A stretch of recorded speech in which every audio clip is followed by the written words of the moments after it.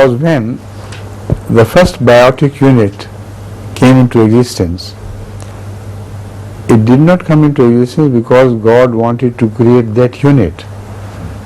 It came into existence because God wanted to create man.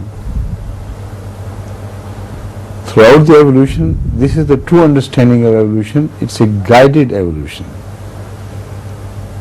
And the proof is that the first bricks of life, which made the first bio-units, are a marvel in themselves, which man with all his advanced knowledge cannot create.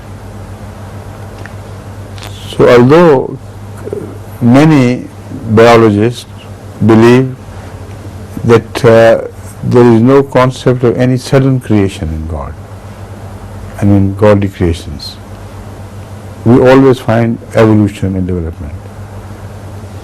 And they ignore the fact, intentionally, that the evolution could not have taken place until the first bio-unit was perfected.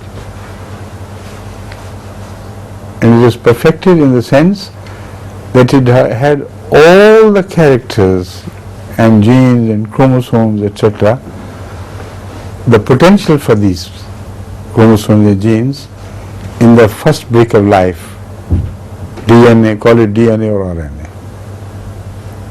How could this evolve?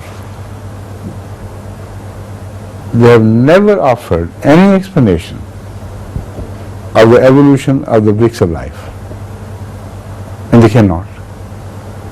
Because it's a so complicated affair, so impossible to have happened by chance, and also without any previous trace of its evolution, that the scientists keep dumb over it and begin to talk of evolution after the first step has been taken.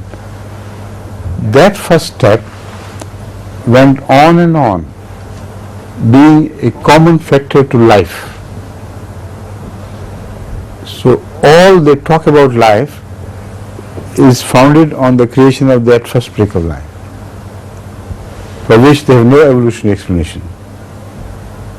So all the rest is just simple wishful thinking, They want to move away from God, so they have invented the cliche of natural selection.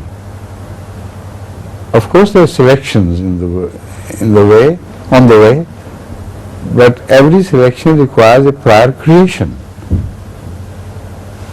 And natural selection is not creator.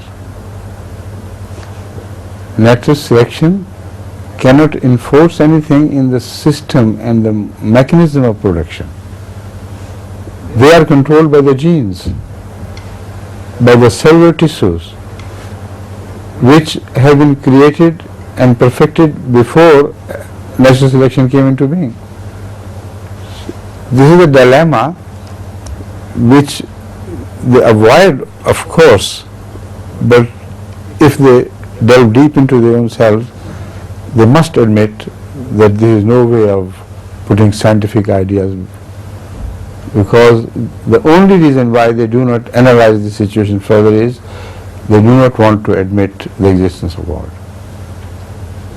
To shun that existence, they have overloaded them with scientific problems which they cannot resolve without admitting the third factor of God, who combines in him both the creation and selection.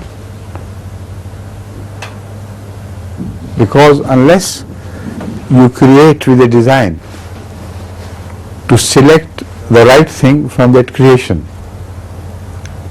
you cannot create anything without being the selector in the end. And if you do create without the selection in mind, then the course of evolution will go topsy-turvy in every direction. It cannot evolve in the same direction, which can only be possible if the creator and the selector are one and the same thing. He creates with a view to lead evolution to the point where man is created. And throughout the history of evolution, there is very strong incontrovertible evidence in favor of what I am claiming. So that also has been discussed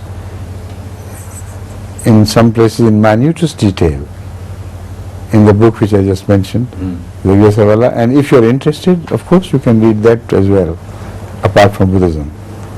Right?